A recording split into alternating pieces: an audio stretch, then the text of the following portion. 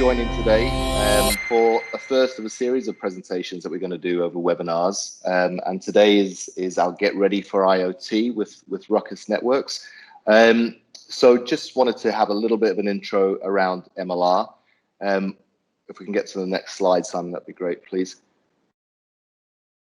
So just really over our portfolio, we're a true end-to-end network and infrastructure business, covering everything from WAN through to your LAN, Wi-Fi, which is obviously what we're here to talk about today with Ruckus, and then supporting that with a full managed service wrap through our NOC, in-house NOC, which is a 24/7 NOC offering first, second, and third line engineering support.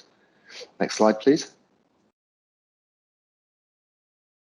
So our approach, what we're trying to do differently really is to look at IT not as just a CapEx investment, an expensive piece of kit that we install, but more from a business-led application-driven decision. So we first of all look at our clients from a consultancy perspective. We offer full consultancy services specifically around verticals and sectors, and we drive business application decisions for year 1, year 2, year 3, year 4. And then we match the technology against those business applications. The reason we do that is invariably technology can be bought on feature sets, and those feature sets may be something that an IT manager or IT director might like personally, but if they leave, then it's a feature set that potentially his or her next replacement has no interest in, and therefore it's a technology that goes down the pan really. So what we want to do is look at the business drivers first, the business applications, and then make sure that we map the right technology stack against that. So it's fit for purpose, not just for today, but for the ongoing drivers that the business may have. So we do that at that consultancy end, and then we actually in-house also do the implementation side of things. So, we have our engineers that cover a national range. Well, in fact, actually, we're doing a lot on a pan-European level now into the retail sector. And through that implementation, we also offer proper project management. So depending on the size and scale of that project, dedicated project management teams will be allocated to that. And then finally, as I said in the previous slide, we support that with an overarching first line support, second line support. We can actually dovetail this into something that's more specific for the client. So we have the flexibility and the agility to sit down and work out customer specific SLAs and make sure that they're adhered to. And actually that allows us to be quite a lot more price competitive because we don't need everything on, 24/7, 365, 4 hours onto site. We can actually do some pieces of equipment at that level and some pieces of equipment at a lower level, which gives us that flexibility to mold the SLA that the client might need. So that's a little bit about MLR. Now what we're really here to talk about is Ruckus Networks. So with that, Simon, thank you. I'll let you take over. Yeah, thank you, James. Thank you, James. So good morning, everybody. So we've got a session here called Get Ready for IoT Solutions with Ruckus. So if I take the point that maybe you've invested or you're about to invest in a Ruckus wired and wireless network for sort of the great Wi-Fi experience that we aim to give to your users, and hopefully what you see. Now what you can add is extra services to your existing investment along with IoT to sort of provide some added benefits or even savings to your business. So today we're going to show you some of the examples of those solutions in different sectors that have been deployed, some future ones coming along, and what you actually need to make a successful deployment overall, the kind of various different elements. So feel free, we'll stop and take any questions as we go through, but I'll power on and we'll look at the agenda. Really what we're going to do is look at, over the next sort of 40 minutes or so, we will, he says, trying to find his pointer, laser, here we go. Yeah, so First one we're going to cover, just in case you don't know about Ruckus and Commscope and all that kind of stuff. Probably doesn't matter to you much, but I'll just explain where we sit in that whole kind of situation. We'll have a quick update on the portfolio, so just to show you what Ruckus does day to day, in case you didn't know, and where we fit in. So a couple of slides on that, and then we're going to concentrate on how you then add IoT type services to your network. Which IoT solutions will give you some sort of return, some sort of justification for an investment in an IoT solution. And we'll look at some of the solutions, and in particularly how we work with ecosystem partners to kind of complete the overall solution. So actually giving you a complete solution rather than just a box of bits to put together. So we'll cover that, and then we'll see where we go. So first of all, in terms of Commscope and Ruckus, so Ruckus Networks, so Ruckus was a company from the early 2000s, 2004 exactly, who were doing some very good technology in wireless networks. I was from another part of another business called Brocade, where we did a lot of switching aspects with our ICX switches, and those two entities basically came together when we had a breakup of the previous company, and we were picked up as a group called Ruckus Networks, so wired and wireless solutions together and all the associated applications. And so we now fit as a product line in a bigger, larger American company called Commscope, which you may or may not have heard of. You might have heard of some of their other solutions. So within Commscope, some of these names may or may not be may not be familiar. Things like SystemAx is the structured cabling systems that are used in many enterprise businesses. Sometimes I've wandered around John Lewis stores and you can see the plugs on the wall saying SystemAx and things. So you start to see that. They make an awful lot of fiber optic cable and copper cabling as well for large service providers and throughout. They've got some products called Surfboard. Those are end user CPE focused broadband modems. In fact, you often find one of the brands that Commscope picked up. You'll see Aris, which is written on the back of your Sky Q box if you've got Sky or other kind of set-top boxes. And OneCell is a kind of interesting one in terms of kind of combining maybe with the Ruckus solutions. OneCell is all about in-building cellular coverage. So for all those enterprises that want some good cellular coverage, for example, in the UK, for all 4 mobile operators, you can start to turn up services that are running across your Ethernet network by using OneCell. But where we fit is really as a product line, the campus and venue solutions within the overall Commscope portfolio. So we're kind of a standalone product line within that. So in terms of the actual portfolio, so if you may or may not know us from these various things, but what we do primarily, I'll start at the bottom really, just on a quick overview. Primarily, we do a very good range of Wi-Fi access points, and the reason why they're good is because they've got some unique radio technology built into them that means we get a great signal strength to an end user compared with some of our competition. So that's one of our unique points. You know, you've got many customers and references where they have much better coverage of their location using Ruckus access points, which it kind of leads to obviously leads to happy customers overall. So we've got an indoor range of access points, the R series. We've got outdoor access points that go on poles in different locations, you know, whether it's smart cities, stadiums, outdoor elements to hotels, all those kind of things. We've got some speciality ones. I guess those of you in hospitality will have seen the H series one, the hospitality one, which is a nice unit that fits in on a data socket on a wall. There's a mobile hotspot version as well, and some embedded ones. So there's a number of different access points, and you can then plug and play those into your choice of controller. So you generally, within a wireless network, have a controller, and that's what gives you the management and the ease of configuration and deployment of all these access points. And we'll come back to this slide, but I'll just go on to the various different options. We've got various different options depending on sector. So we could be controllerless, meaning the access points work on their own. We could have a cloud-based solution, which we've got, where you buy a license and you connect your access point, or your access point automatically connects to your cloud accounts so that you can manage your network from the cloud. Alternatively, you might have a controller. You might have either an on-premise or a partner like MLR are providing the service via a wireless controller. And just to show where those actually fit, there's I guess this is more for reference afterwards on the slides, but how this fits in terms of vertical sectors. Ruckus are very successful in some certain sectors. I'm not quite sure why we haven't been in some sectors, but certainly in the hospitality, schools, large campuses, enterprise spaces, there's some and healthcare. We have a lot of action in those particular spaces, and we're trying to concentrate certainly more on healthcare and some other areas.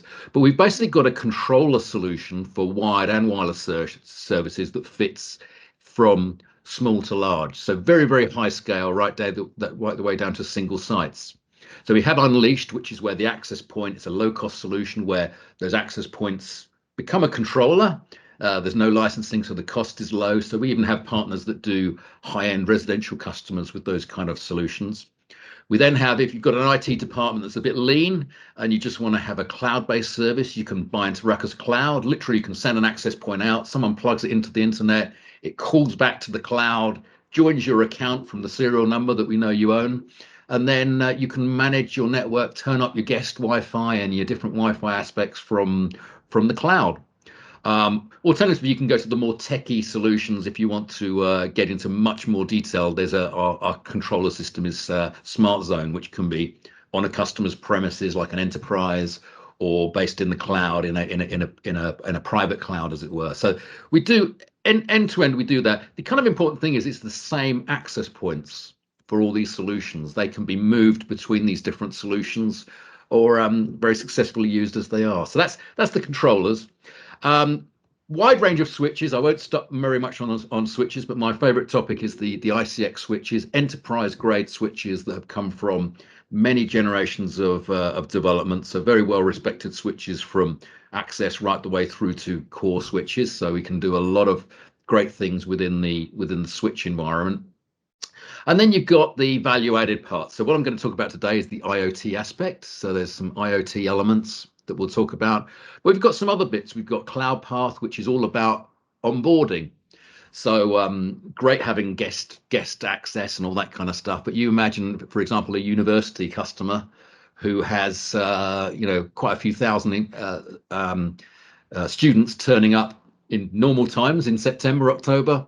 And they've got to be onboarded. Help desks are overrun with calls with students trying to get their Xboxes connected to the student accommodation network and such like. What CloudPath gives us is a solution that allows you to almost pre-onboard people before they get to a site. So it's great for anywhere where you just want the experience from the user that they walk onto a site and they're on the network. It's real simple.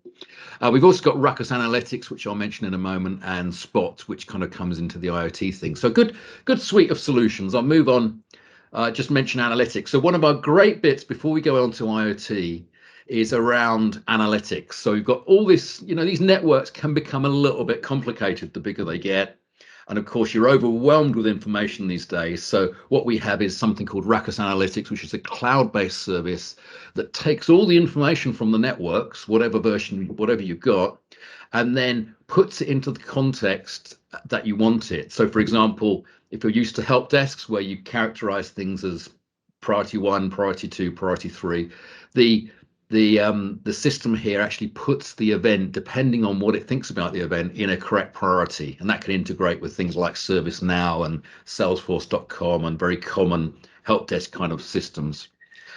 Any presentation you'll see from any vendor at the moment will mention artificial intelligence and machine learning, and they give these terms out. What that actually means to us and means to you is that the system will learn about incidents and will make an intelligent choice. So if it's a problem that is kind of brewing and is going to happen in 2 weeks' time, we can make that a lower priority issue. If it's going to happen in an hour's time, we can kind of create that to a higher priority. So that's where the kind of intelligence of the system comes in. And there's various things we can do with service validation in terms of testing that the system can support Zoom and Teams calls like we're doing here. So video quality of experience, and lots of reporting that we can do in terms of showing how things are working. And it's going down really well with our customers. One of the things, if you think of the focus, the focus that you've probably got is on the end user. So you can get right down to an individual end device. In this case, it's an iPhone, and how their connection experience has been over a period of time, where they've got red dots here. That's where their experience hasn't been so good. And we can start to, from a technical point of view, diagnose what issues they're happening, where those issues might be going on. So that's just a quick view of that. But what it actually means to our end users is they're actually finding, we're getting comments like it's like having an extra person on the help desk. It's giving you a faster time to actually get to a resolution of an issue because you've got all the information there. One of our hotel customers said they used to have to, when they had a problem, they used to have to walk the floors of the hotel to find the problem, go back and make a configuration change, and then walk the floors again to actually see if it's done anything. What they say now is they can sit at their desk and do all that by looking at the analytical data and seeing if the problem has been resolved. So again, it's just making things faster to resolve. So that's just a quick look at the overall kind of portfolio. But of course, the great from the topic of the session today is really all around IoT solutions and how we've run with that. So first, a quick introduction. So you can go and buy a lot of IoT sensors these days. You've probably seen these. You can go to Amazon and buy sort of cheap ones off from Amazon. You can go to Philips and buy some fancy light bulbs and all that kind of stuff. However, what we try and do here is kind of match what is a solution to the kind of relative sensors. So as you can see here, thermostats and wireless speakers and door locks and panic alarms and CCTV and all those kind of things. Lots of different opportunities, lots of things you can dream up in terms of services. And they're all based on protocols like Bluetooth and Zigbee, for example, as very common one. But also IoT devices could be plugged in. They could be wired devices like CCTV cameras, or they could even be Wi-Fi devices. So lots of devices there that we can do. Now, the problem that we have, that customers have, is that generally if you go to a customer, you go to an IoT provider, they'll sell you a load of sensors, but they also have to sell you a gateway to be able to pick up that IoT data. So around your location, you'll have to put an IoT gateway for that particular one. And what kind of tends to happen, for example, is that you get kind of an overinvestment. You get different gateways plugged in for different solutions, from Bluetooth, from Zigbee. So you might go to, for example, good example, you might go to Samsung, which is one we'll talk about later, and they've got a load of sensors, branded smart things, but you have to buy into their gateway that you've got to put around your location. So what we're saying, the whole bit that Ruckus is kind of giving this solution is you've got a wired and wireless network around your hotel, around your location, around your retail environment. Use that existing network to backhaul all that IoT data to a certain place. So use the existing investment rather than overlaying it with additional equipment. Use our access points and the switches that are backhauling the data, and actually take that data in and then kind of make something of it. So that's our whole, that's where the Ruckus Network part added in. The extra bit that comes in really is how do you connect those things together? So there's various different parts to the system. I'll briefly, actually in view of time, I'll just move on a little bit. But where we fit in the whole system is kind of this middle part of the system where you've deployed access points into the network. They might be older Wi-Fi 5 access points. They might be the newer Wi-Fi 6 access points. Depending on which access points are, they either have IoT built in, or you add a simple little USB stick to the IoT to the access point to enable them. What you've already got is a wireless LAN controller that's controlling the wireless services, whether that's cloud or smart zone or something else. And what we add is an IoT controller. That's the point of management of the IoT services. So what we're able to do is basically onboard the various different sensors at the end here, whether they're door sensors, door locks, cameras, leak detectors, all sorts of different things we can onboard onto the access points. And then all that data is going to flow back through the IoT controller. A bit of a typo, spelling mistake there, I've just noticed, but through that IoT controller. And what we have are very good interfaces so that partners and software developers can pull that data from our application and programmable interfaces into their management systems. And I'm going to show you some examples of how that happens. So It's fair to say we are kind of doing the plumbing, if you like, to get the data from the sensor right the way back to the management system. So what we have is a whole solutions group within our IoT sector that works with partners to kind of complete the whole solution. So you get a packaged solution for a particular element that's kind of handed over to you and is kind of like known to be working. The other thing we've done very well at over the years is to secure the solution. So obviously everyone's got an eye, any IT manager is going to have an eye on security, and you hear all those kind of horror stories in the news about how hackers can get into cameras and all those kind of things. There's a lot of security based on this in terms of how we actually onboard devices. People can't just kind of plug in their own devices without them being onboarded securely by the management. Also how management systems, what they can get to in terms of the data here. So there's a lot of security aspects of this and encryption that make it secure in terms of the data that's flowing back and how and what's kind of exposed to the sort of various different elements here. Okay, so in terms of the ecosystem, so what's important is the ecosystem, and the reason why this is important is because if you're a very kind of technical, we do have very technical IT managers who have got some IoT stuff at home and they love light bulbs and garage door opening, and it's monitoring the turning on and off the cooker hood fan and all that kind of stuff. We're kind of getting a bit more used to that. And they can look at it very technically, and they can get elements of our access points, and they can plug them together and then do a bit of software-y stuff, and they can make something work. That's not really, then those things aren't really becoming business-based solutions. They're great kind of projects. What we've realized over quite a few years is that we have to get involved with our ecosystem partners to make the end solution sort of certified and working. So here's a few of our names. You'll recognize some of these names depending on which sectors you're in. So ASSA Abloy and a few of the other door lock providers for, very common in the hotel environment. There's a few others, Salto and Dormacaba, who are very common within the door lock environment. And again, you can onboard those door locks onto our network and then provide that information out to the devices at the other end.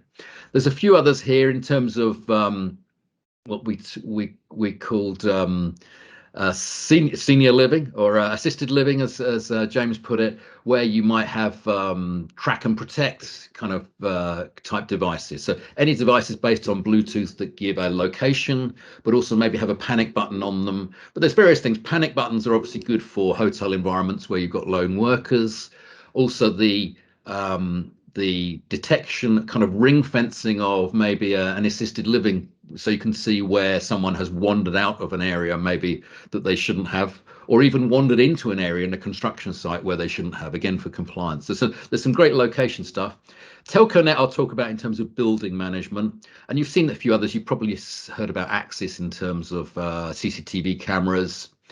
Other ones that do sensors. There's a very weird American one we got from a phenomena happening in the US where high schools have a problem with students vaping, and so there's actually a vape detection capability. But that's kind of hasn't really caught on here, which is probably a good thing. But the kind of thing you want there is to link those things together. So when a student is vaping in that environment, you want to look at the CCTV camera footage that's in that particular location.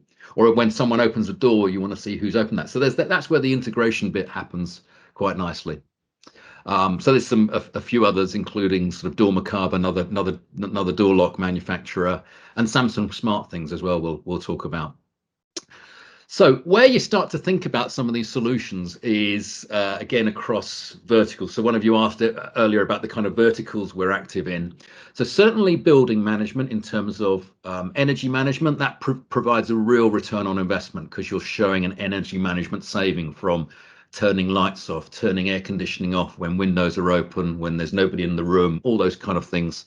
But also in some compliance areas, things like CO2, gas monitoring. We've seen school and university customers that want to monitor CO2 levels to see maybe that's why the students are falling asleep, those kind of things. So there's some good ones there. Occupancy detection and control, and so on and so forth. Asset tracking is a great one in terms of location-based services, so being able to tag various items, and also maybe additionally giving them panic buttons to be able to press, so you can track people or assets and see where they've actually gone. Physical security is quite important in terms of CCTV. It's always a good thing to kind of build that into the solution as well. And also telemetry style things, so wayfinding in shopping centres and hotels, indoor navigation, monitoring temperatures, elderly care in terms of fall detection, so you can get sensors that detect kind of motion, just as you get on your phone. I suppose you get sensors, accelerometers that detect a sudden fall or something, and an end-to-end audit trail as well. So each of these sectors is kind of active in those various different parts, where the drivers are enhanced safety, OPEX optimization, asset tracking, so tracking assets and making sure where they're going, and kind of maybe the one we're very much involved in is enhanced experience. How do you get that user experience much better and much more sort of measurable? Okay, so with these various different solutions, what we have the capability of doing is working with partners and various different platforms to bring the solution together, as I mentioned. So again, some familiar names here on the various different solutions we've talked about, door locks. I'm going to go into some specific elements of that just to take you through those. So have a look. First of all, there's a few case studies that we've got. A lot of hotels are doing this. We're obviously big in terms of Wi-Fi services with lots of the large hotels and solution providers in those hotels, whether it be the Marriotts, the Hiltons, right down to kind of smaller hotels. So this is a smaller hotel chain, and it just shows the kind of thing they kind of went for. Really is obviously the ASSA Abloy locks were an opportunity in terms of bringing those onto the network that was going to be installed for the Wi-Fi. But also moved into looking at track and protect safety buttons in terms of the panic buttons or location detection of staff within the location as well. So that's where the kind of the benefit comes, is that you're riding this traffic on the back of the existing network rather than having to install extra cables, extra gateway boxes, all sorts of things like that. Another great one. This is one which is certainly interesting in retail and hotels and anywhere where you want to do some sort of location-based services. And I've got to say, the expectation of users or IT managers is really high in this area of what they're actually going to be able to achieve. And that's why this is where it's really important that a partner gets involved. So there's a few partners. One of them is a group called AV Systems, and they do a system called Linkyfi. So we've worked with these guys quite closely, very successful in what they do. And the reason why these partners add more to what Ruckus do in terms of Ruckus Networks is they are the software guys. They're the guys that can suddenly turn on features that monitor COVID compliance within their platforms. So they can work very fast at adding new features and almost tailor them towards what customers need. So this is one of their systems here. This is showing a shopping center actually in Poland. But what this is able to do is set up to really track the wayfinding and show you a heat map of where users are going within that location and the footfall, and also you can create charts of where people are going between which locations, so you can target, which places are they walking past, where can you open a new outlet that might appeal to people that are moving between fashion stores or whatever that might be. So a whole load of data, but also you can lay over the top of that some limitations and alarms based on people in certain areas for COVID compliance. So those are really good applications if you want to show some compliance, or some true compliance in terms of, have we got too many people in this area and we've got to send someone to kind of move the crowd around a bit. There's a great one coming up. There's a great use case that we're working on with the Wimbledon Championships. So they're obviously keen to make sure that their kind of return on investment, as it were, is if anything disrupts the championships, there's going to be a problem. They don't want to lose the thread of the championships. So what they're doing with one of the other location-based providers we have is they're using their Ruckus network, indoor and outdoor Wi-Fi network, and giving the players a tag that allows them to track the players and their entourage through the whole Wimbledon location, such that they can see who they've been getting close to, and if any particular player gets tested positive, then they're able to see where that player's been, who they've been close to, and start to test other people and try and make sure that they can compartmentalize things when the championships start pretty soon, and actually keep the championships flowing. So that's the kind of they've obviously got a key revenue protection aspect to making sure that the championships happen initially, and also that they can show that they're compliant with how the players are moving around. The other great one is Telconet. You won't have heard of Telconet. Telconet are a Californian company, and what they do is very innovative solutions in terms of energy management. So they work again with a lot of hotels and other enterprise environments where the building management people are looking to see a return on investment in terms of energy management, both for being economical, eco-friendly, but also showing a bottom line saving in terms of how these systems can work. So if all the various different sectors we work quite heavily in the moment: hospitality, multi-dwelling units in terms of residential and hotels, student housing, again, senior and assisted living, and even military housing as well, in terms of looking at what's going on there. They've got various different sensors that they make, as well as the actual management system that basically the sensors again can onboard to a Ruckus network, and then that traffic can be fed back to their management system that does all the nice graphs and analytics of what's going on in a particular building.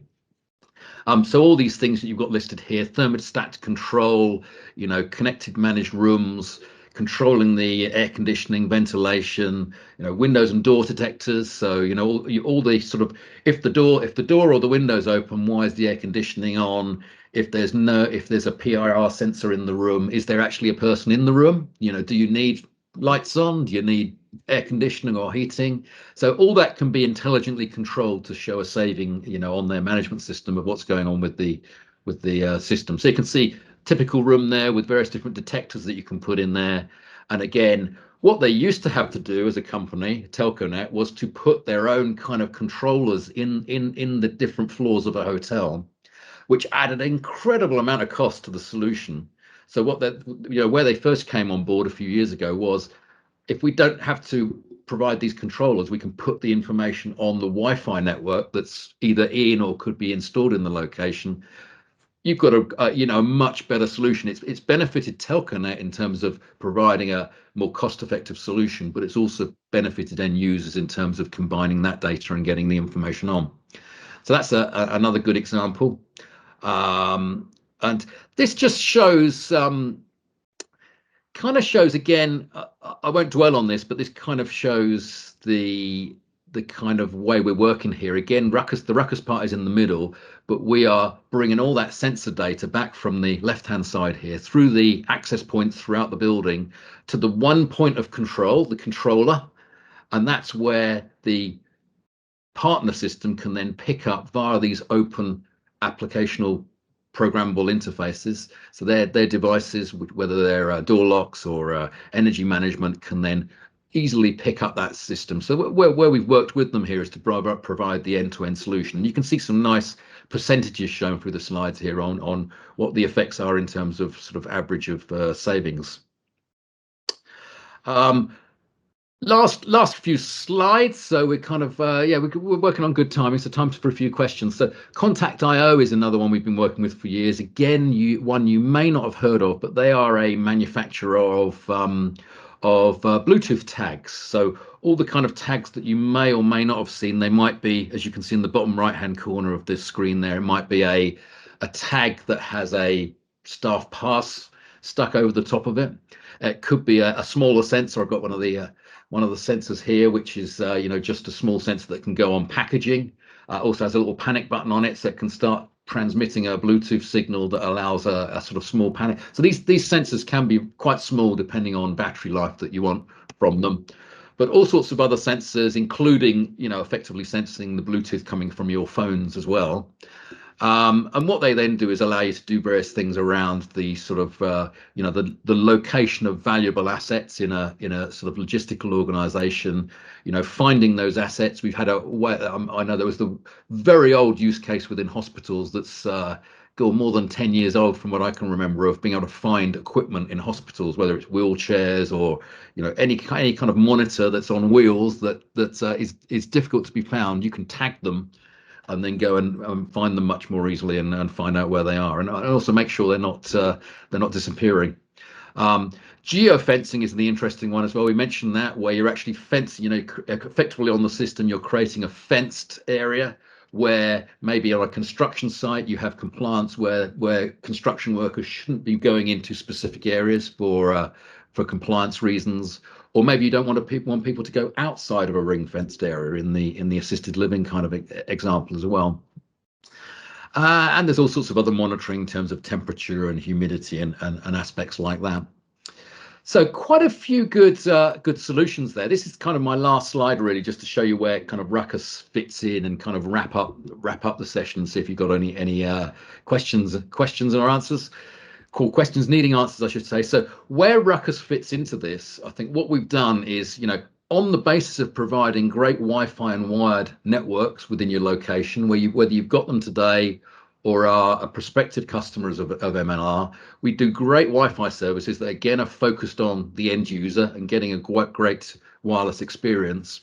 But the IoT part, overlaid over the top, is that we can enable that within the access points and add an IoT controller, and then work with partners to actually provide an end solution that's going to give you some sort of business benefit or end user benefit to the system. And of course, the other part is, remember, secured by design. So again, a lot of emphasis within the whole solution on security, particularly obviously with door locks and things like that. That's all encrypted data. But also any of the data is really encrypted and secured by the design of the system, so that we can work together with the partners to make that very secure. So that's finished. Got to the end of it slightly early, but if you've got any questions, I don't know whether you want to put questions in the chat window, or if you want to ask any questions now, fire away. Got anything particular that might be interesting you there, or anything I've missed? So can you hear me? Yes, I can hear you, Sarah. I've just enabled people to speak, but I'm not sure if that's actually showing through yet. Not yet, no. I can see Neil's typing a question there. Oh, cool. No problem. Let me show conversation. Here you go. Yeah, if you want to type rather than anything.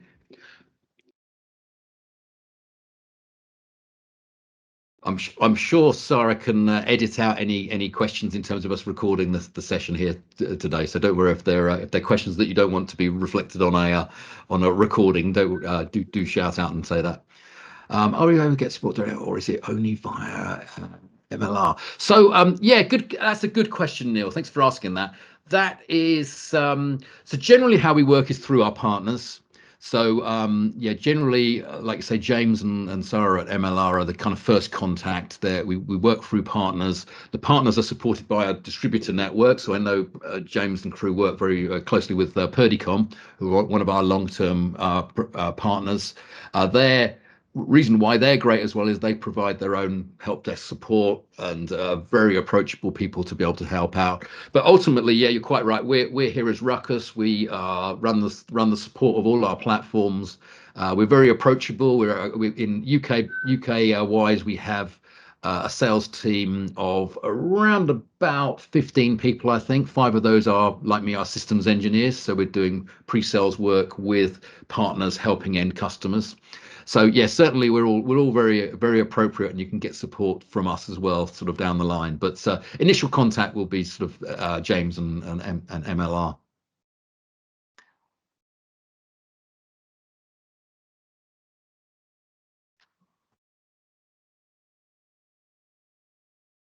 Okay.